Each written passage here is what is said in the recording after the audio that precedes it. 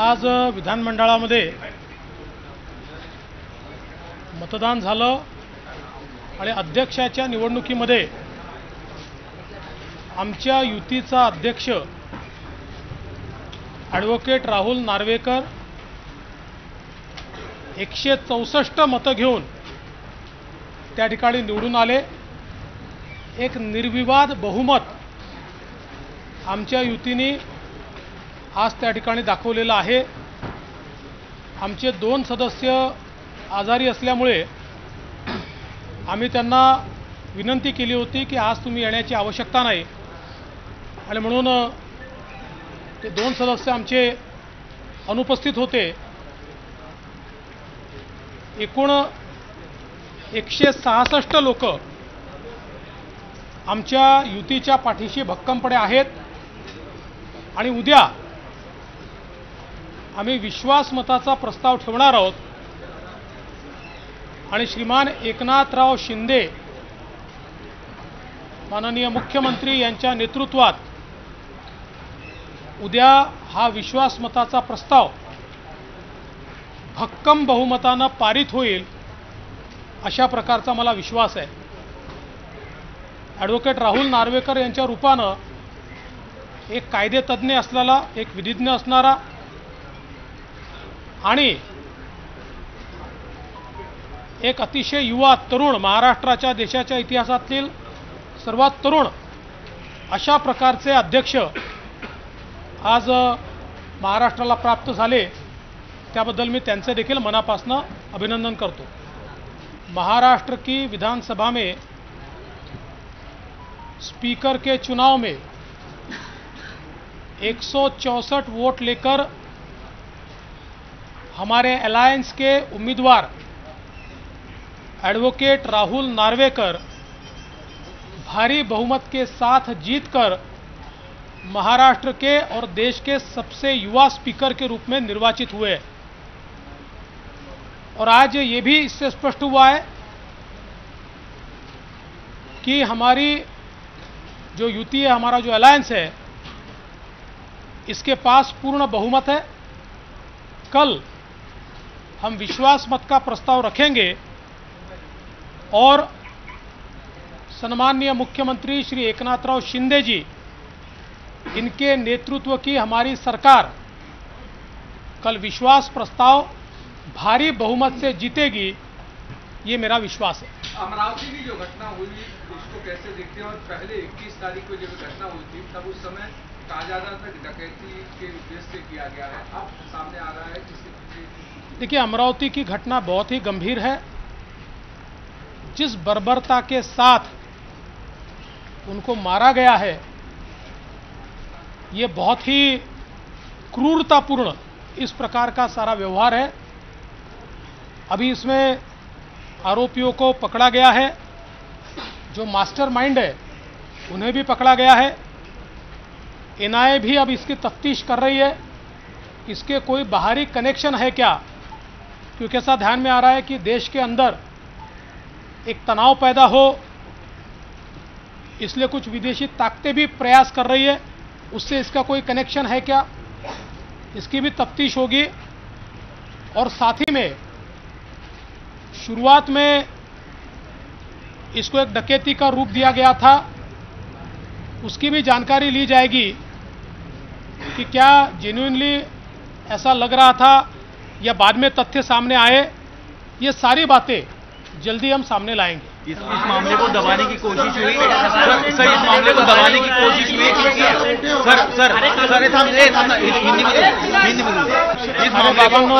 इस मामले को मी पळून जात नाही आहे, त्याच्यामुळे तुम्ही एकेकाने विचारलं तर काय नेमकं विचारताय समजेल। इस मामले को दबाने की कोशिश हुई, अगर ये मामला समय पर सामने आता तो शायद उदयपुर की घटना रोकी जा सकती थी। देखिए, इसीलिए ये उदयपुर की घटना के बाद हुआ है मामला, करीबन उसी समय हुआ है, लेकिन फिर भी मुझे ऐसा लगता है कि जो आपने बात कही है उसकी तफ्तीश हम कर रहे हैं।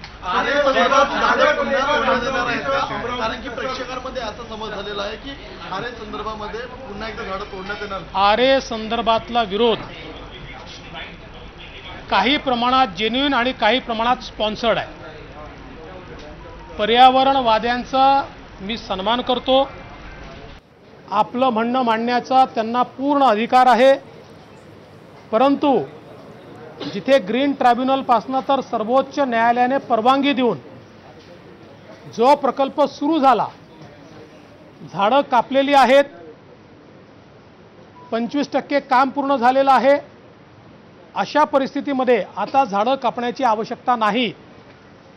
त्या ठिकाणी काम सुरू केलं तर पुढच्या, आता पावसामुळे कदाचित थोडा वेळ लागेल, पण पुढच्या 1 वर्षामध्ये हे काम पूर्ण होऊ शकतं आणि मेट्रो सुरू होऊ शकते।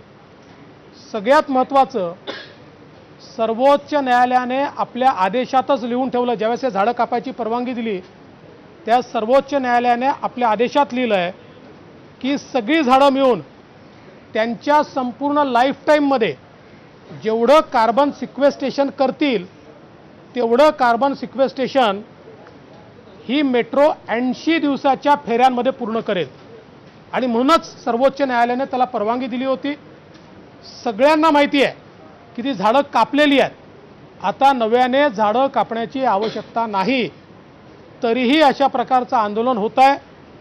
काही पर्यावरणवादी कदाचित ही पूर्ण माहिती नसल्यामुळे करत असतील आणि काहींचं आंदोलन हे छद्म पर्यावरणवादी बनून स्पॉन्सर्ड असण्याची शक्यता देखील त्या ठिकाणी आहे।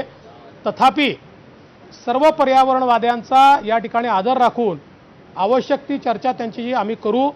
मात्र मेट्रो मुंबईचा अधिकार आहे आणि मेट्रो नसल्यामुळे मुंबई पोल्युशनमुळे, प्रदूषणामुळे रोज होरपळते आहे आणि हे पाप जास्ती दिवस आम्ही चालू देणार नाही। कारण कांजूरमार्गला जर मेट्रोचं कारशेड नेलं 4 वर्ष तर तिथे बांधकामाला लागतील, 10 ते 15 हजार कोटीचं कॉस्ट एस्केलेशन होईल। आधीच 10,000 कोटीचं कॉस्ट एस्केलेशन झालं आहे, नाकापेक्षा मोती जड होईल आणि प्लस त्याचं लिटिगेशन जे चाललं आहे ते तर आहेच। त्यामुळे आता मुंबईकरांना ही मेट्रो लवकरात लवकर मिळण्याकरता पर्यावरणपूरक अशा प्रकारचा निर्णयच आम्ही घेणार आहोत।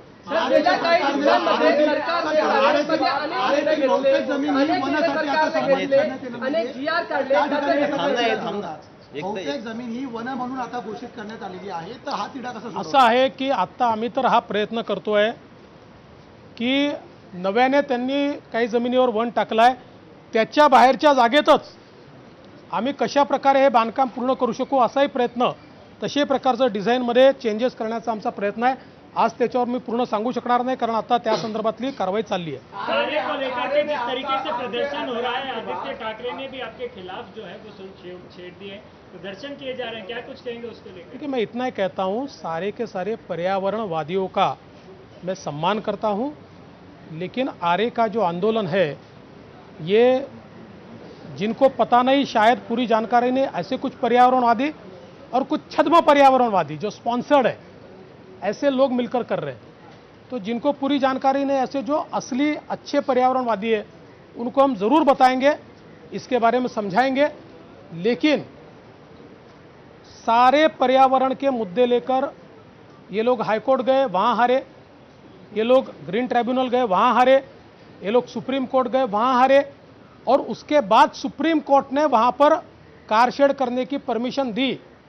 और परमिशन देते समय जिन झाड़ों को काटना था उसके बारे में सुप्रीम कोर्ट के निर्णय में लिखा है कि ये सारे के सारे झाड़ अपने एंटायर लाइफ स्पैन में जितना कार्बन सिक्वेस्ट्रेशन करेंगे उतना मेट्रो 80 दिन के आवागमन में कर सकती है। और इसलिए सुप्रीम कोर्ट ने परमिशन दी थी। काम शुरू हो गया, 25% काम हो गया, उसके बाद ये काम रोका गया है। अब कोई भी नए सिरे से झाड़ तोड़ने की आवश्यकता नहीं है। झाड़ टूटे हैं, अब उसको रोकना ये बिल्कुल गलत है। और जो कांजूर मार्ग की बात की जाती है, पता नहीं हाई कोर्ट से ऑर्डर कब होगा, किसके फेवर में होगा। जब ऑर्डर होगा उसके बाद 4 साल कंस्ट्रक्शन को लगेंगे और कॉस्ट एस्केलेशन कम से कम 10 से 15 हज़ार करोड़ होगा। ऑलरेडी 10,000 करोड़ का कॉस्ट एस्केलेशन हो चुका है। इसलिए मुंबईकरों के हितों में विशेष रूप से ये सबसे बड़ी फीडर लाइन है। ये मुंबई का कंजेशन समाप्त करने वाली है, ये मुंबई का पोल्यूशन समाप्त करने वाली है। रोज मुंबई के लोग जो गंदी हवा अपने फेफड़ों में लेते हैं उसको समाप्त करने वाली ये लाइन है। इसको विरोध करना ये पर्यावरण को विरोध करना है और इसलिए हम लोग सबसे बातचीत करके इस काम को पूरा करेंगे। सर, जे 440 GR काढण्यात आले होते त्याबद्दल राज्यपालांनी सुद्धा तत्कालीन सरकारला पत्र लिहिलं होतं आणि रिव्ह्यू करण्यासाठी सांगितलं होतं। आता तुम्ही विद्यमान सरकार त्याचा रिव्ह्यू करणार का? मागच्या सरकारचे कुठलेही निर्णय हे आम्ही सरसकट रद्द करणार नाही, रिव्ह्यू करणार नाही। ज्या निर्णयांमध्ये आर्बिट्ररीनेस आहे, जे निर्णय चुकीचे आहेत, जे सदहेतूने घेतलेले नाहीत, कुहेतूने घेतले आहेत, असे निर्णय अभ्यासपूर्ण त्या ठिकाणी त्याचा विचार करून तेवढेच निर्णय रद्द केले जातात। निकाले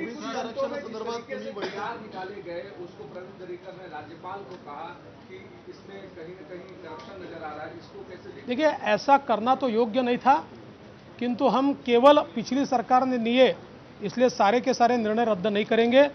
उनमें से जो निर्णय आर्बिट्ररी है, जो सदहेतु से नहीं लिए गए हैं, जिसमें करप्शन की बू आ रही है, ऐसे निर्णय हम जरूर अभ्यास करके उसको रद्द करेंगे। 18 जुलैला विधानसभेचं अधिवेशन सुरू होते। अर्थातच नवीन सरकारला अनेक प्रश्नांची उत्तरं जे सभागृहात द्यावी लागतील। मंत्रिमंडळाचा विस्ताराकडे सर्वांचं लक्ष लागून आहे, त्याबद्दल काय? आमचंही लक्ष लागून आहे। ओबीसी आरक्षणासंदर्भात तुम्ही बैठक घेतली आहे, तुम्ही निर्देश दिलेले आहेत। ज्या येणाऱ्या महानगरपालिकांच्या निवडणुका आहेत त्यामध्ये ओबीसी आरक्षणाशिवाय या निवडणुका होणार नाही, आमचा प्रयत्न असा आहे की आता इम्पेरिकल डेटाचा अहवाल तातडीनं या ठिकाणी सादर व्हावा। तो माननीय सर्वोच्च न्यायालयात आम्हाला सादर करायचा आहे। माननीय सर्वोच्च न्यायालयात हिअरिंग लावून घ्यायचा आहे। तो माननीय सर्वोच्च न्यायालयाकडनं आम्हाला मान्य करून घ्यायचा आहे। त्या संदर्भातली बैठक मी घेतली आणि जेवढ्या घाईनं हे करता येईल तेवढ्या घाईनं करण्याचा आमचा प्रयत्न आहे।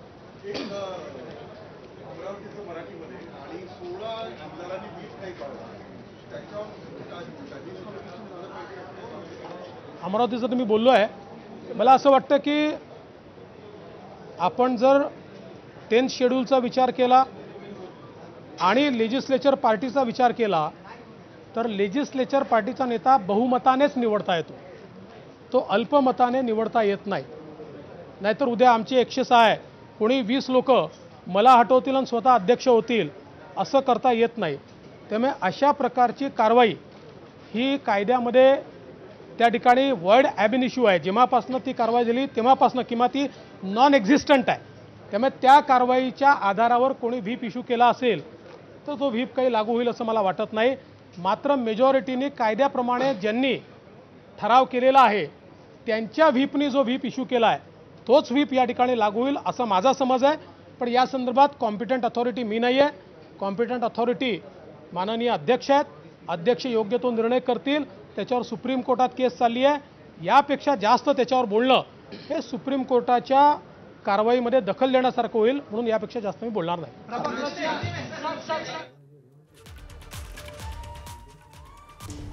तर आरेमधील कारशेडचा मुद्दा, ओबीसी आरक्षणाचा मुद्दा आणि सध्या विधिमंडळामध्ये महत्त्वाचा असलेला शिवसेनेचा प्रतोद नेमका कोण हा मुद्दा, अशा अनेक मुद्द्यांवर उपमुख्यमंत्री देवेंद्र फडणवीस यांनी भाष्य केले।